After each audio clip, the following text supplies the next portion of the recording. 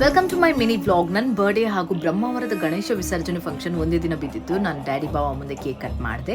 Cake cut ಮಾಡಿ ನಾವು 1 ಗಂಟೆ ಟೈಮ್ಗೆ ಹೊರಟ್ವಿ. ಅಯ್ಯಪ್ಪ ಭಕ್ತವೃಂದ ಅವ್ರದ್ದು ಪೇಂಟಿಂಗ್ ಆಗ್ತಾಯಿತ್ತು. ನಮ್ಮ ಒಳ್ಳೆ ಫ್ರೆಂಡ್ಸ್ ಅವ್ರನ್ನ ಮಾತಾಡ್ಸ್ಕೊಂಡು ನಾವು ಅಲ್ಲಿಂದ ವಾಪಸ್ ಬಂದ್ವಿ. ವಾಪಸ್ ಬಂದಿದ ತಕ್ಷಣ ನೆಕ್ಸ್ಟ್ ಡೇ ಮತ್ತೆ ನಾವು 5 o'clockಗೆ ಹೊರಟು ಅವ್ರ ಟೀಮಿಗೆ ಸಪೋರ್ಟ್ ಮಾಡೋಂತ ಹೋದ್ರು. ನನಗೆ ಸರ್ಪ್ರೈಸಿಂಗ್ ಆಗಿ ಕೇಕ್ ತಗೊಂಡು ಬಂದಿದ್ರು. ನನಗೆ ಸಿಕ್ಕಾಪಟ್ಟೆ ಖುಷಿ ಆಯಿತು.